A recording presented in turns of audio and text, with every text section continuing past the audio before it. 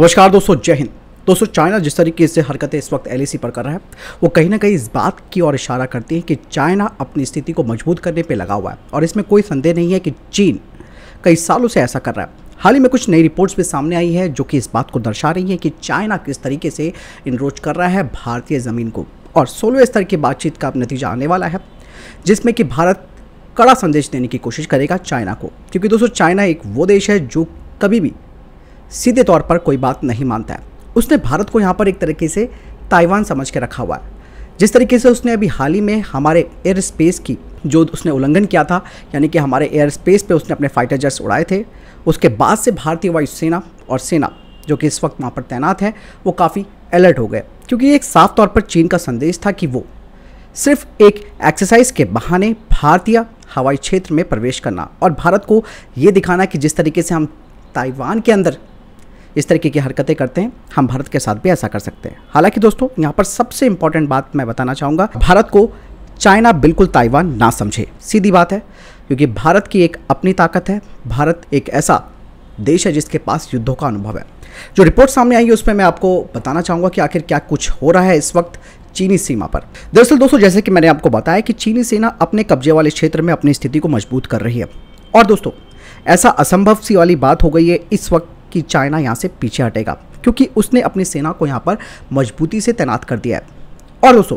Meeting में भी आप ये समझ लीजिएगा कि यही हमारे पास जो उत्तर आएगा, यानी कि आंसर आएगा, वो ये आएगा कि नेक्स्ट लेवल की मीटिंग, यानी कि जिस तरीके से कोर्टों में तारीख पड़ती है तारीख पे तारीख, सेम इसी तरीके से भारत और चीन के बीच में भी ऐसा हो रहा है। हालांकि दोस्तों यहाँ पर दोनों ही देशों की सेनाएं एक दूसरे को कड़ा संदेश दे रही है, जो कि कहीं ना कहीं इस बात को भी इंगित करता है कि चाइना को भी इस बात का पूरी तरीके से पता है कि भाई सामने भारतीय शेर खड़े हैं। इसीलिए दोस्तों उसने बीच बीच में कुछ चालाकियां की। जिस तरीके से उसने अपने फाइटर जेट्स उड़ाए वो एक बहुत बड़ी टेंशन थी हमारे लिए भी, क्योंकि अमूमन हमारे रडार वहाँ पर तैनात हैं, इसके अलावा हमारा एयर डिफेंस सिस्टम मौजूद है वहाँ पर। उसके बावजूद भी चाइना ने सिर्फ ये संदेश देने की कोशिश की है कि वो लोग तैयार हो रहे हैं युद्ध के लिए। साफ संदेश है ये दोस्तों चाइना का। हालांकि दोस्तों यहाँ पर युद्ध की स्थिति तो भारत भी नहीं चाहेगा, और ऐसे में मैं ये कह सकता हूँ कि दोनों ही देशों को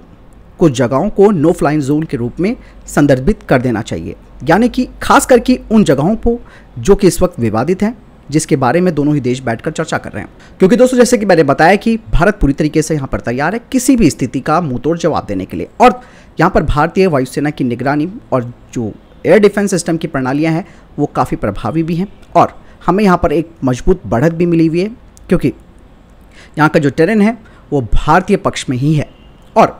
भारतीय सेना और भारतीय वायुसेना पेशेवर है, जैसे कि मैंने कहा कि प्रोफेशनल्स हैं, और भारत को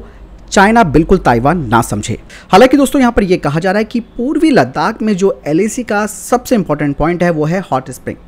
जिसे भारत मुक्त करवाना चाहता है चाइना से। एक बात और दोस्तों मैं आपको बताना चाहूँगा कि चाइना अतिक्रमण जब करता है तो वो एक साथ नहीं करता, वो स्टेप बाय स्टेप, यानी कि चरणबद्ध तरीके से पहले छोटी सी जगह कैप्चर करेगा, वहाँ पे अपने टेंट गाड़ेगा, उसके बाद उस जगह को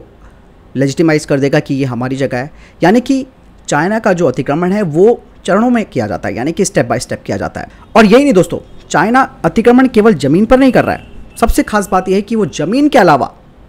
हमारे जो सूचना है, साइबर है, डिजिटल जो प्रणालियाँ हैं, इसके अलावा जो इकोनॉमी है उस पर भी वो इसी तरीके का अटैक करता है, यानी कि अतिक्रमण करता है। दोस्तों यहाँ पे मैं बताना चाहूँगा कि चाइना जिस तरीके से भारतीय एयर स्पेस का उल्लंघन कर रहा है ताइवान की तरफ, उसको इस बात का अंदेशा होना चाहिए कि बिल्कुल भी उसका ये जो रवैया है जो वो ताइवान के साथ करता है वो भारत के साथ सफल नहीं होगा। इसीलिए भारत ने सीमा पर अपनी मिलिट्री ग्रिड्स को काफ़ी मजबूत कर दिया है, और यही नहीं, इंफ्रास्ट्रक्चर जिस तरीके से बढ़ रहा है भारत का, अभी मैंने आपको बताया भी था कि रेल प्रोजेक्ट की शुरुआत हो गई है जो कि सीधा भारतीय सैनिकों को सीमा तक पहुंचाएगी। अरुणाचल प्रदेश में भी रेल कनेक्टिविटी पर काफ़ी फोकस किया जा रहा है, और ये सारी चीज़ें दर्शाती हैं कि जो अभी तक काम नहीं हुआ था हमारी सीमाओं पर, जिस तरीके से एक ढुलमुल रवैया हमारी सरकारों का रहा वो अब नहीं है, क्योंकि अब यहाँ पर मजबूती के साथ भारत पेश आ रहा है। और चीन को इसी बात की चिढ़ है कि भारत का इंफ्रास्ट्रक्चर यहाँ पर कैसे बढ़ रहा है जो आज से पहले कभी होता नहीं था। यही एक कारण है कि चाइना यहाँ पर काफ़ी एग्रेसिव भारत के खिलाफ हो रखा है। इसके अलावा दोस्तों जिस तरीके से इकोनॉमिक सैंक्शन भारत ने चाइना पर लगाए हैं उससे भी चाइना की काफ़ी कमर टूटी हुई है। लेकिन दोस्तों ये पूरी तरीके से भी बात ठीक नहीं है, क्योंकि अभी भी हमारा चाइना के साथ अच्छा खासा व्यापार है। वो इसीलिए भी है क्योंकि हम पूरी तरीके से चाइना को इग्नोर नहीं कर सकते हैं। इसके पीछे की खास वजह यह है कि काफ़ी ज़रूरी सामान चाइना से ही आयात किया जाता है, और अगर ऐसा ना किया जाए तो शायद इसकी स्थिति और इसका गंभीर असर हमारी इकोनॉमी में पड़ेगा। और अब तो दोस्तों स्थिति ये आ गई है कि जिस तरीके से चाइना के फाइटर जेट्स जैसे ही आते हैं, तुरंत भारतीय वायुसेना के सुखोई 30 MKI और राफेल को रवाना कर दिया जाता है कि इनको यहाँ से और हमारे हवाई क्षेत्र से बाहर खदेड़ो। सिनेरियो यहाँ पर पूरा मिलाकर ये है कि 16वें राउंड की बातचीत में भी नतीजा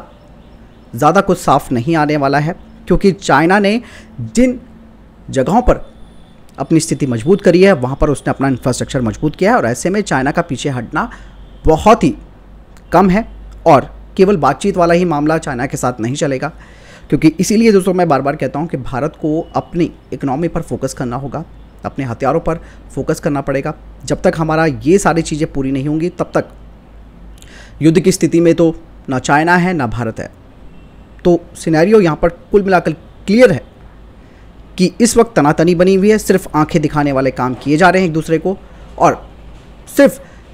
चिंगारी की ज़रूरत है, बाकी सारी चीज़ें तो लगी हुई हैं सीमा पर। दोस्तों यहाँ पर सबसे इंपॉर्टेंट बात अब ये आ जाती है कि अब किस तरीके से हमें चाइना को उसी की भाषा में जवाब देना है। हालांकि देना तो शुरू कर दिया गया है, लेकिन एक स्ट्रॉन्ग मैसेज इसी तरीके का भारत को भी उत्तेजक कार्रवाई करनी पड़ेगी, ताकि चाइना को भी पता चल सके कि भाई भारतीय वायुसेना भी